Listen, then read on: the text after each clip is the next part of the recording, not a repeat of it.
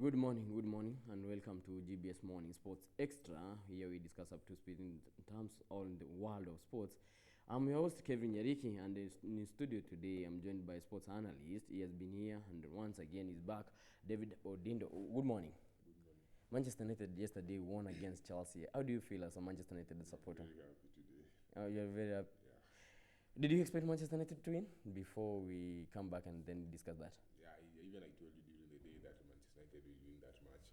Yes. If you have any question or any comment, we have the sports analyst. He's gonna try and help and also give us some analysis about yesterday games. Arsenal being down or pulled out of Carabao by Liverpool in penalties. We're gonna discuss about that and many more. Let's begin from Gor Mahia. Gor Mahia yesterday announced their deal with agrochemicals. Do you think that it will help Gor Mahia now that in mind all they are in preparation for Motema Pembe, the second return leg on Sunday? Yeah, if you look at the amount that yesterday they gave out 2 million shillings, which at least will go and help in the payments of the allowances and the salaries. Ukiangalia timu imekuwa ikiteseka kabisa, so coming in the Patriot Gene coming in as a sponsor, that was a really good of them and a very thoughtful idea. Can you expect now that the Gor Mahia side, they have been saying that they are struggling financially? Actually, most people are saying that Gor Mahia won't honor that game, the turn leg against Motema Pembe. Do you think that it can help Gor Mahia to get an away goal and surprise many people and qualify for CAF? That is a motivation to the team, but again, going on that side, it's not going to be an easy match, and maybe we expected them to struggle. But again, you see the motivation of the amount. I think maybe they can surprise us too. Yes, you can give me your comment about Gor Mahia now that they are in preparation to take on Motema Pembe on Sunday. Let's move on to Carabao yesterday. Let's begin. Actually, before we move on to Carabao, John Makwata yesterday was named the player of the month, August. Did you expect something like that? I didn't expect that to happen. I thought maybe when I saw it, I thought maybe it was for the month of September. But again, he scored the 3 goals with 2 assists, helping FC Leopards getting almost 9 points. Most people were saying that the award deserved, Ken Mugunda deserved that award ahead of Makwata. Now that Makwata has been performing in recent months, that's September and October. Did you expect something from him to win the August player of the month? It was not much as compared to what Maguna has done for the team. Look at Maguna from the start of the season. He only missed the Kariobangi Sharks game, but all in all, Maguna has been pivotal in Gor Mahia lineup. But that was now it has happened. We can't say anything. Let's see who will win it for the month of September. Na mtazamaji, ukiwa na maoni, swali, unaweza tuma. Kuna mchanganuzi hapa atatusaidia kwa njia moja ama nyingine kuweka sawa. Ni mchanganuzi wa masuala ya kispoti ambaye amebobea, atatuweka sawa kwa upande moja ama nyingine tuweze kuangazia matokeo. Jana timu ya Manchester United iliweza kuinyuka timu ya Chelsea mabao 2-1. Mchezaji Rashford akifunga mabao 2, naye mchezaji Michi Batshuayi akifungia timu ya Chelsea. Manchester United kuweza kuishinda Chelsea katika uwanja wa Stamford. Tuanze na hapo. Yeah, that was a very good match yesterday. Na ukiangalia pale, mimi kwanza niliangalia lineup yetu nikasema hapa naona kuna shida, lakini kukuja game ikiendelea vizuri, Daniel James akatupea penalty ya kwanza pale alipoangushwa na mchezaji Marcos Alonso. Na sasa kuanzia hapo ndio tunaona game yetu itakuwa vizuri kabisa. Tumeona ya kwamba timu ya Manchester United imepata ushindi ugenini mara 3 ikifuatana, ukizingatia kwamba walicheza na timu ya Partizan Belgrade ndani ya michuano ya Europa League, kuja wakacheza katika ligi ya Uingereza na timu ya Norwich wakapata ushindi wa mabao 3-1. Wamekuja wacheza na timu ya Chelsea ugenini, wamepata ushindi wa mabao 2-1. Je, hii inaweza saidia timu ya Manchester United kurejea? Watu wengi walikuwa wamesema kwamba Manchester msimu kuweza kumaliza hata nafasi ya 5 itakuwa ni ndoto kwa mashabiki na wachezaji wa Manchester United. Ukiangalia saa hizi tuko katika nafasi ya 7 kwa ligi na pia ni timu yenye iko mbele yetu imetushinda pointi 3 4 kama mingi sana. Na ukiangalia pia pale naona kwa ile lineup ya Manchester United akina the likes of Fred na akina Pereira, they have started to get used to life without Pogba and Matic. We were used to a midfield of Pogba and Matic coming in together, but now you see Fred is coming up and is really playing good football. Andres Pereira yesterday was on the bench, but he came in and changed the game. I think after coming in, at least the midfield was controlled and we had a very good game yesterday. Do Do you think that the many Chelsea supporters are saying that Frank Lampard named a very weak squad against Manchester United? Do you think that the likes of James, the likes of Grammar in the midfield, kidogo Manchester United waliwazidi? Yeah, siwezi sema ati squad ilikuwa chini, kwa sababu ukiangalia timu ya Manchester United pia ile squad yetu haikuwa ile yenye inaweza sema ni kubwa sana. So these both teams walikuwa wanajaribu kitu mpya ambayo yenye Manchester United yao ilipata kufanya kazi vizuri kushinda ile ya Chelsea. Nataka uangazie mchezaji Daniel James. Daniel James tumeweza kumuona wakati alikuwa akichezea timu ya Manchester United dhidi ya timu ya Liverpool, akaweza kuwasaidia Manchester United wakapata si dhidi ya timu ya Liverpool, dhidi ya timu ya Norwich wakaweza kupata tuta. Jana tumemwona Daniel James mwenyewe akichezea timu ya Manchester, akiweza kusaidia Manchester United kupata tuta, na mchezaji Marcus Rashford akaweza kufunga. Je, unaona kwamba ni mbinu Manchester United wanajua kwamba akimtumia ule mchezaji ambaye kidogo na kasi, ni mchezaji kwa kizungu anasema kwamba is a winger mwenye akona speed sana. Unaona kwamba ni mbinu ambao Ole Gunnar Solskjaer amegundua ya kwamba akimtumia mchezaji huyu pengine Manchester United inaweza kupata fursa ya kufunga bao. Yeah, ukiangalia saa hizi kuna timu zingine zinatuita penalty FC, no. But that should not be the case. Ukiangalia James akona pace kabisa na anashinda wale ma defenders. Now defender definitely ukishamshinda the next thing ni kukuangusha pale. So I think the pace ya Daniel James inatusaidia pale kwa ligi, na akiendelea hivyo I think maybe he will really be the best player for us this season. Yes, Marcus Rashford winning man of the match. Did you expect something from Marcus Rashford scoring 2 goals? And over the weekend, Marcus Rashford scored 1 goal against Norwich. He scored against Liverpool. In 3 games, he has scored 3 goals. Do you expect Marcus Rashford to be back? And then as a number 9, most people who are writing off Marcus Rashford, they were saying that he's more of a winger than a central striker. I think it's a time Marcus Rashford is stepping up, and now he knows that it's his role to play their central striking role, and that is what has helped us. Ukiangalia vile Martial alikuwa injured, at least he was not performing that much. No. But now seeing there is competition from Martial, I think that is what has made him to become a top performer for these past games.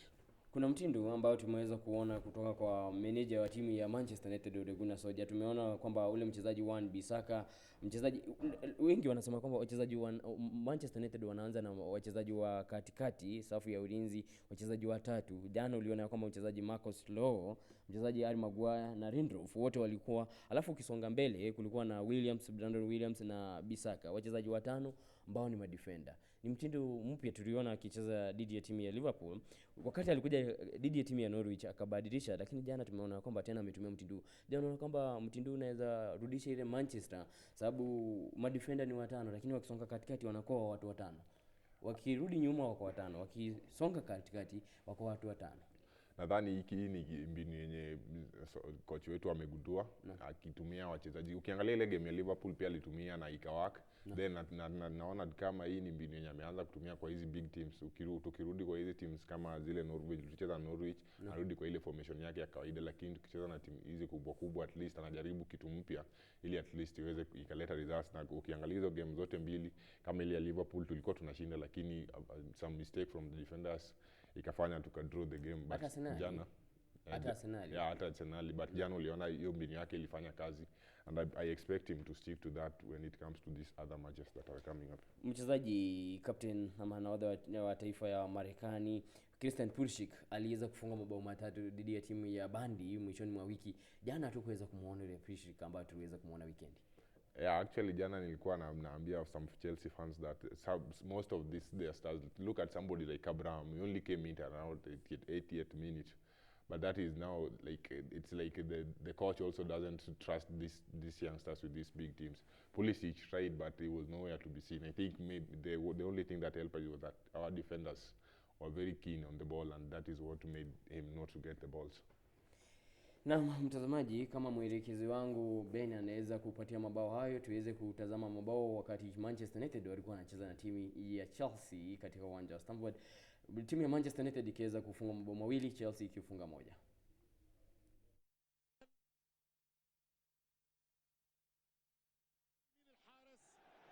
الهربة من يدو وروعة تلج الشباك.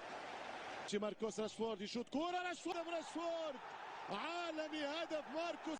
تألق ويلفريد يمشي يحطها بالسبت. ماركوس راشفورد على يمين الحارس.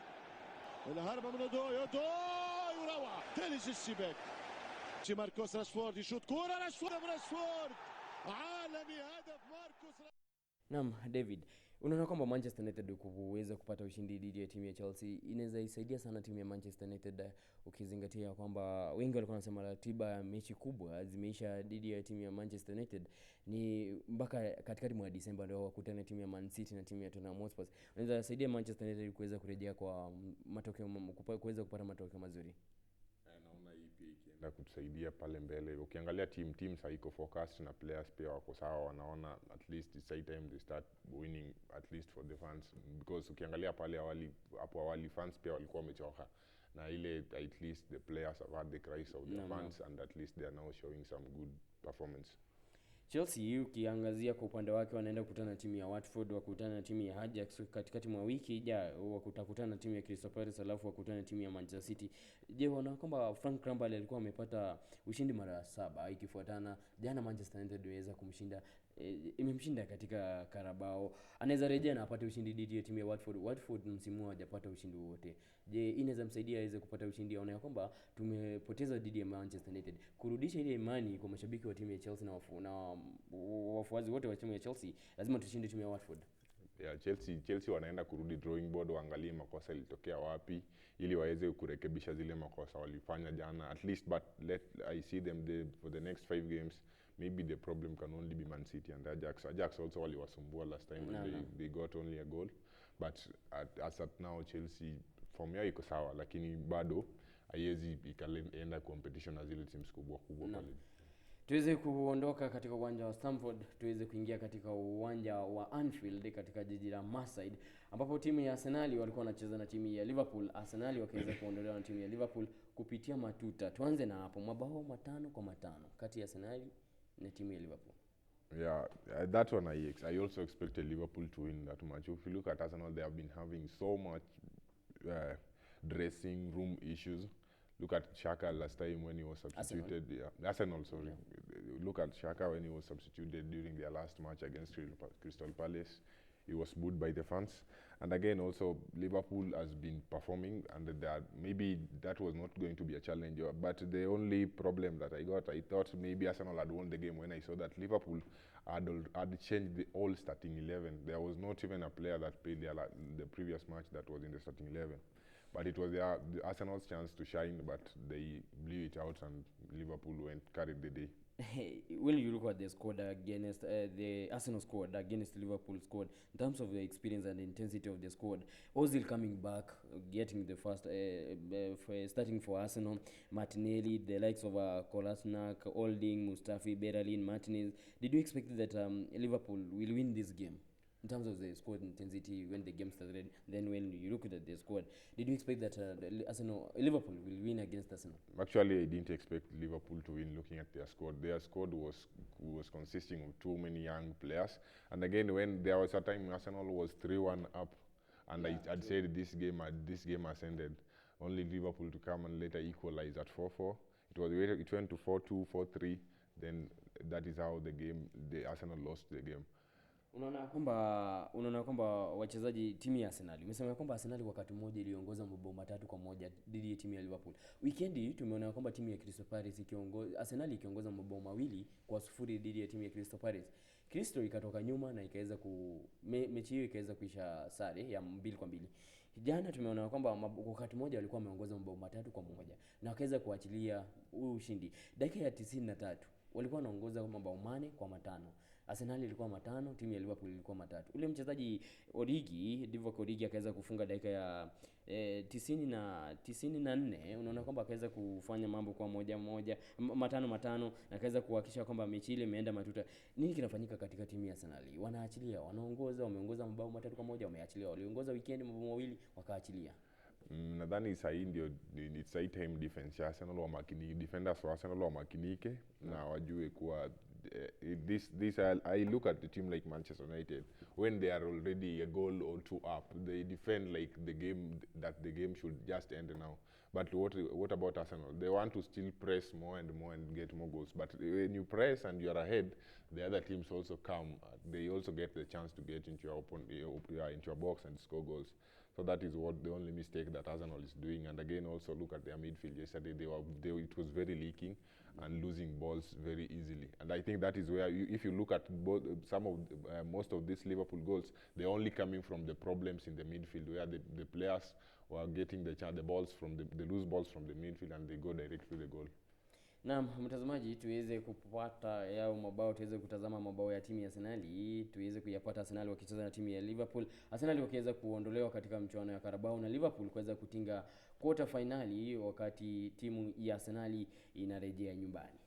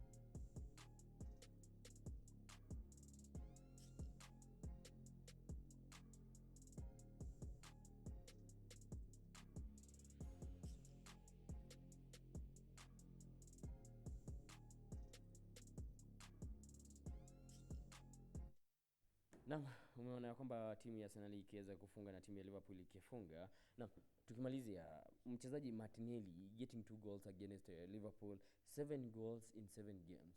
What can you say about that?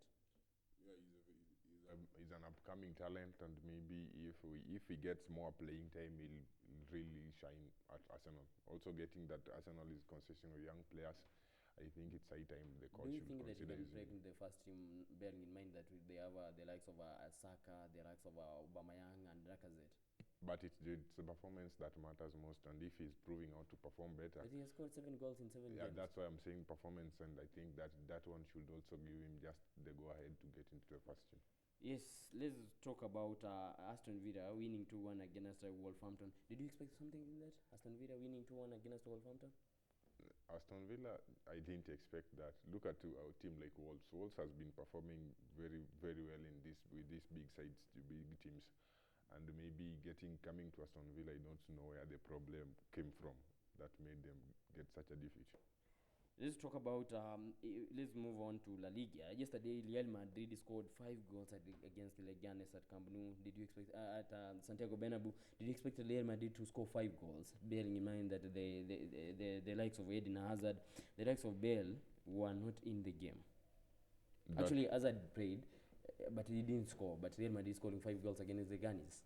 Yeah, but that one I didn't expect that. And again, look at somebody like Hazard. Hazard has been struggling at Real Madrid. I think, if I'm not wrong, he has only managed to score a single goal in the La Liga.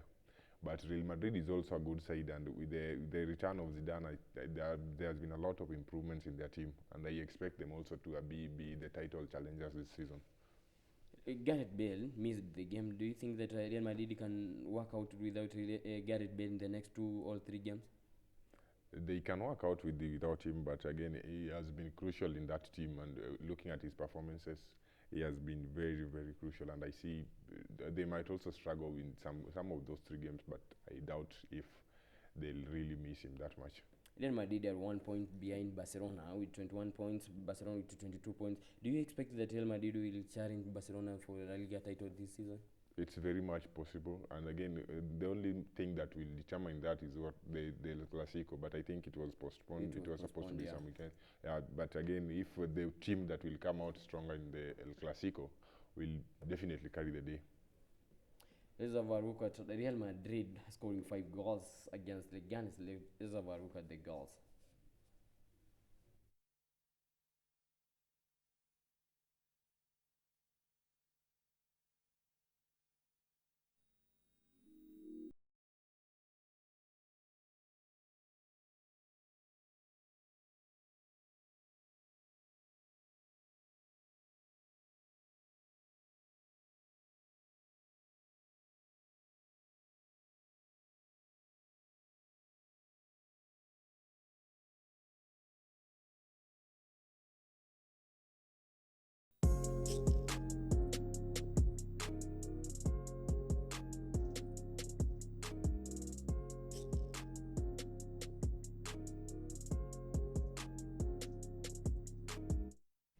Naam, kuna mchanganuzi ambaye ni Gidi Kirosi ambaye amekuwa hapa, unamfahamu Gidi Kirosi, ambaye anasema kwamba anatutazama na anasema kwamba timu ya Arsenal kuweza kutolewa kama shabiki wa timu ya Arsenal inamuuma sana.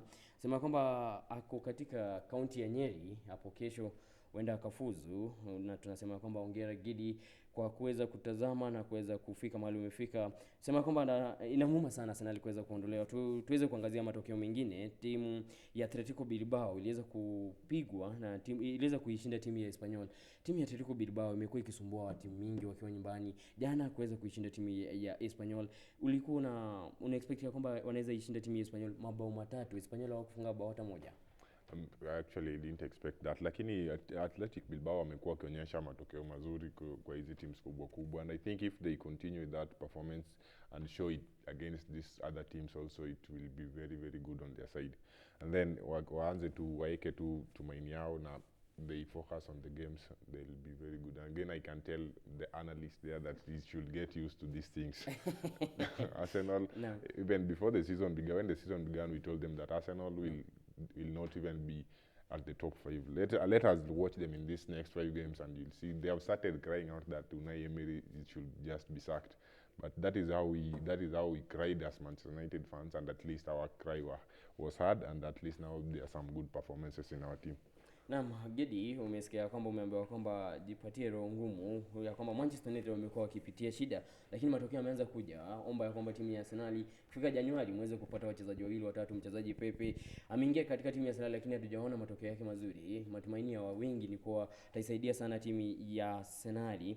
Ukisema kwamba shida ni kocha wa Arsenal, wacha tuone kwamba kama watatembea ama itakuwaje. Weekend wako na timu ya Wolverhampton, lakini tuweze kuangalia matokeo mengine. Timu ya Sevilla wakaweza kutoka sare na timu ya Valencia 1, Sevilla 1.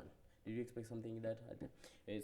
Actually, Sevilla were on a good run, 5 games, 5 wins, but yesterday they were being held by Valencia 1-1. Isn't teams really, like I can say, these are two average teams that are trying to prove out themselves, and again I think the draw was a best result for the teams. If you look at the two teams, they have been trying to prove out to the rest. They're all in Europa League, I think. Yeah, so yeah. You can see that thing brings them to a natural ground that they are two average teams. But Valencia is in Champions League again, in the pool of Chelsea, Ajax, and something like that. Oh, sorry. Yeah. But Valencia also, it has been a good team. I don't know where the problem normally comes from. Some almost 3 weeks ago. Let's talk about Juventus. Let's move on to Juventus yesterday winning 2-1 against Genoa. Genoa had 2 reds, and then Juventus had 1 red card. And then Cristiano Ronaldo scored last minute to help Girona winning 2-1. Do you think that Juventus they're gonna retain the title? It's so hard looking how Inter Milan is also pressing them at the back. I think if at all they would have drew yesterday, right now Inter Milan would have been at the top of the table. But again, look at Juventus. I think it's Maurizio Sarri is still trying to pick up. He's also trying to look at the best squad. So I think it's high time he settles with one squad at least, and we get to see the results. Again, look, penalty. Why is it that everybody is talking about Inter Milan when you talk about Juventus? Inter Milan is really coming up. Look at how they've been performing of late. They are really showing some good football. Actually, they have same point with the Juventus being on top because of a goal difference. Actually, 1 point. Juventus have 26 points. Inter Milan have 25 points. And remember that Juventus won against Inter Milan when they played. But despite that, the men from the Conte side, they have managed to get 25 points, 1 point shy from Juventus. Let's look at Lazio winning 4-0 against Torino. Lazio is also a very, very good team. I don't know the position they are at, but from them I've been following up their performances, and they are really shown improvement compared to last season. And if they continue like that, maybe we might expect to see them in the Champions League. 18 points. Yeah, maybe we expect if they continue with the good performance, then we'll not be surprised if we see them in the Champions League coming next season. It's about Roma. Roma winning 4-0 against Udinese. Roma also. Chris Smalling is calling as a Manchester United fan. How do you feel like Chris Smalling is on the Roma side by scoring against the Udinese yesterday? Yeah, Chris Smalling is also a very good defender, and he's still our player. But now we had to offload him because of the Harry Maguire came in, and we had to give him at least some play time. So he had to get some loan services. Do you think he will come back and get a chance at Manchester United? It's going to be very hard for him to come back. Yeah. Let's talk about Roma. Roma winning 4-0. Yes. What can you say about Roma now that they are fought with 19 points after 10 games? Roma also, they are a very serious team, and if you look at their performance, it's very pleasing, and maybe tunatarajia kuwa Roma pia inaenda ikakuwa pale one of those wapinzani wa hiyo ligi ya Italia. Na unaona kwamba timu ya Roma siku moja itakuwa wapinzani, lakini timu ya Inter Milan umesema kwamba ni timu mbili. Yes. So wengi wanasema kwamba farasi ni wawili katika ligi ya Uingereza, ni Liverpool na timu ya Manchester City. Na ligi ya Italia imetokea kwamba ni Juventus na timu ya Inter Milan ni wawili. Ukiangazia kwamba timu ya Inter Milan wako na pointi 25, timu ya Juventus wako na pointi 26. Tuweze kuangalia matokeo mengine. Timu ya Cagliari iliweza kuishinda Bologna mabao 3-2.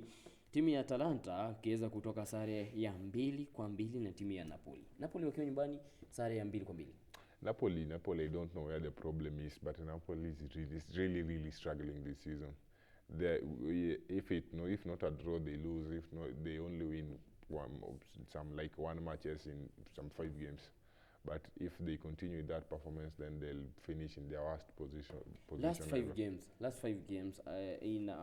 games, Napoli has won 2 games. Hii inakuonyesha nini? Na wako na kocha mzuri Carlo Ancelotti, lakini wameshinda mechi 2 kwa mechi 5 za mwisho. I think maybe Napoli pia I don't even like saizi Napoli team yao ni ile to squad ni ile, there are no changes. At the likes of Koulibaly, I think it's high time they bring in a new players at least to challenge for more. The likes of the other players have gotten used to the current squad. Unaona kwamba umesema kwamba mchezaji Koulibaly ako, lakini wanafungwa sana. Sio Koulibaly ambayo tumeona mchezaji Van Dijk na akiweza kuachilia kwamba timu ya Liverpool inafungwa sana. Yeah. Ile si yule Van Dijk ambayo tulikuwa tumemzoea msimu uliopita. Yeah. Ukiangazia kwamba timu ya Atalanta ukitazama wako namba 3. Hii inakuonyesha nini? Napoli wako namba 6. Timu ya Atalanta wako namba 3 na pointi 21. Kwa mara ya kwanza waliweza kushiriki ndani ya mchuano ya Champions League licha ya kwamba hawajapata ushindi wote katika kundi ambao wako na timu ya Manchester City, Shakhtar Donetsk. Yeah. Lakini wameweza kushiriki, na ukiangazia saa hii wako namba 3 na pointi 21. Atlanta pia wanajaribu, ukiangalia pia kupata timu kama Atlanta ikidraw na Roma, hiyo ni nadra sana, lakini sasa tukiendelea na pia hiyo performance yao hivyo huenda msimu ujao pia wakapatikana katika Champions League. Unaona kwamba mchezaji Cristiano Ronaldo baada ya kuifungia ile timu ya baada ya kufungia timu ya Juventus jana alifikisha mabao 609, na juzi Lionel Messi aliweza kumpita kuweza kufungia club mabao mengi. Unaweza zungumziaje wa mabingwa wawili?